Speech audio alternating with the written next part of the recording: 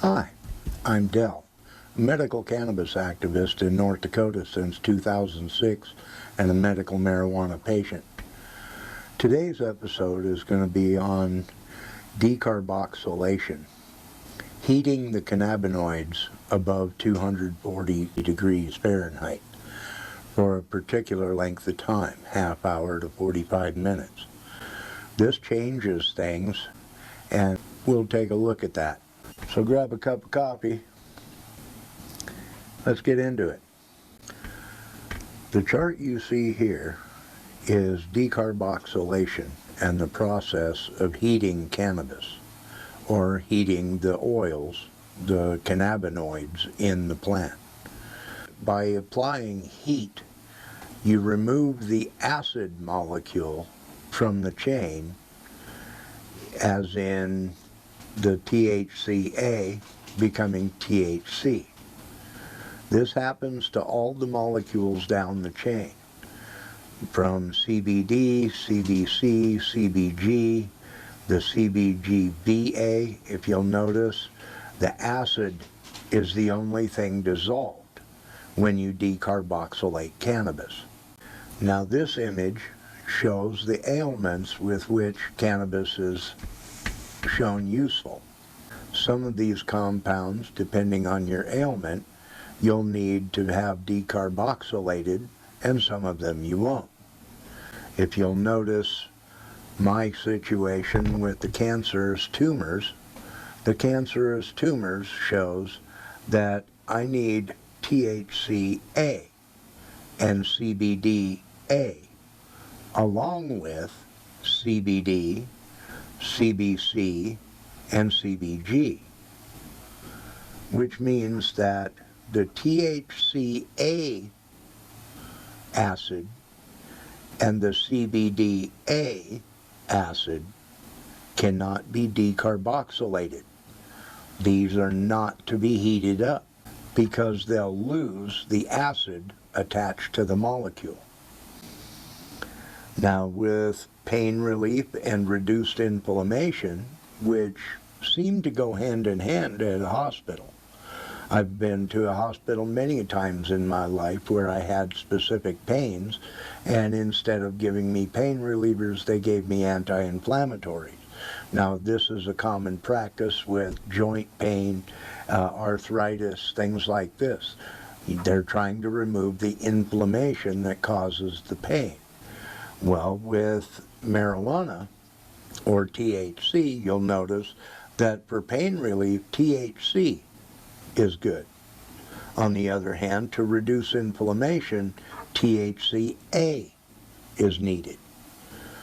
Okay, so it's a complicated scenario here. If you look at reducing inflammation, THCA, CBDA, and CBGA are all needed. On the other hand, you have CBG, CBC, CBD, and that are also needed. Part of these need to be heated up to remove the acid molecule. Some of these do not.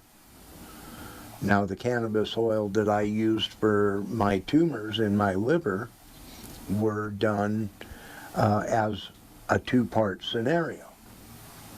The medical cannabis with high THC, I removed the cannabinoids from the plant with Everclear. So I took that and I cooked it down. I boiled off the alcohol to create the grease, okay, the oils. Now the alcohol burns or evaporates and boils at 174 degrees.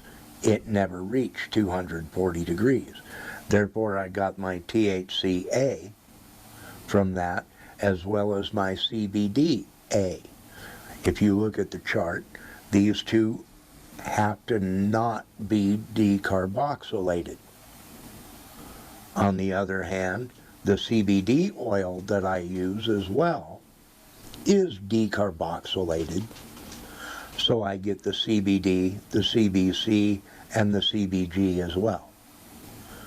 So sometimes you may need to decarboxylate, sometimes you may not.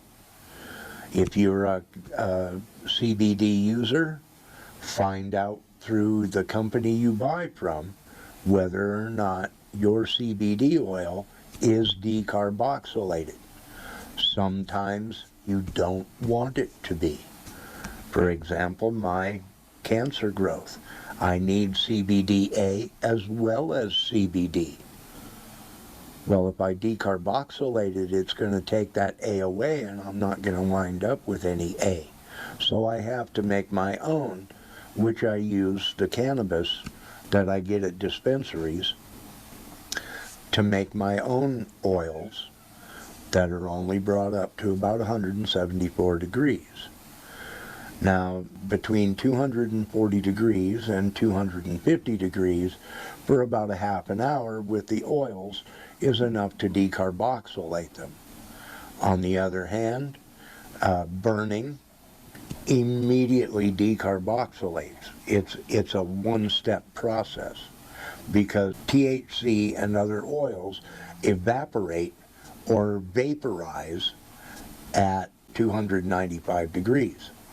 So when you smoke cannabis, it goes from 240 to 250 degrees to decarboxylate it, and by the time it gets to 295 degrees, vaporizes those cannabinoids to go into your system. So every time you smoke cannabis, or every time you vape cannabis, it brings it to 295 degrees, automatically decarboxylating the oils. If you look at the charts and look at this, find your ailment and find out. Maybe you need THCA, maybe you don't. Maybe you need THC, maybe you don't. Everything in this plant works together like gears. Okay, you can see it in this chart. Everything in here works like gears. And where you may need certain elements that are heated, you may also need certain elements that are not. So I hope this helped you, and you have a great day.